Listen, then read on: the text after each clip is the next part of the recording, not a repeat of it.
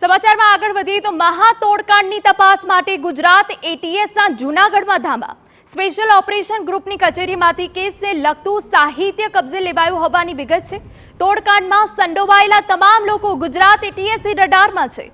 SOG PI Arvind Gohil ફરાર, ઘરે ખંભાતી તાળા લાગ્યા છે। ત્યારે જ્યારે એક ટીમ નીમવામાં આવી છે એસઆઈટીની અને આ તમામ જે લોકો છે, જે તમામ આરોપી છે તે રડારમાં છે અને જે વિગત મળી રહી છે તો એસઓજી પીઆઈના ઘરે તો તાળા મારેલા જોવા મળી રહ્યા છે। તો અન્ય કેટલીક વિગતો છે કે ગુજરાત એટીએસ જૂનાગઢમાં ધામા અને જૂનાગઢમાં હવે તપાસ કરવામાં આવી રહી છે।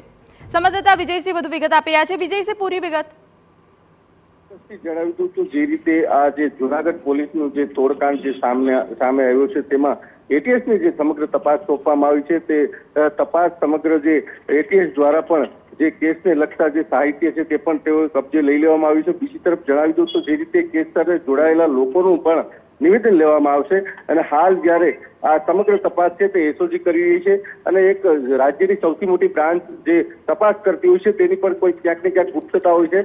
તમામ જે સાહિત્ય એકઠા કરીને હાલ જ્યારે આ 3 અધિકારીઓને જે સસ્પેન્ડ કરવામાં આવ્યા છે, 335 જેટલા ખાતાઓ જે ફ્રીઝ કરવામાં આવ્યા છે તેને લઈને સમગ્ર માહિતી મેળવવામાં આવશે, નિવેદનો લેવામાં આવશે અને અન્ય કોઈ લોકો આમાં સંડોવાયેલા છે તે બાબતની પણ પૂર્ણતા તપાસ કરવામાં આવશે। બિલકુલ, અન્ય કેટલા લોકો સંડોવાયેલા છે તેની પણ તપાસ કરવામાં આવશે, પરંતુ તોડકાંડમાં સંડોવાયેલા તમામ લોકો ગુજરાત એટીએસની રડારમાં છે।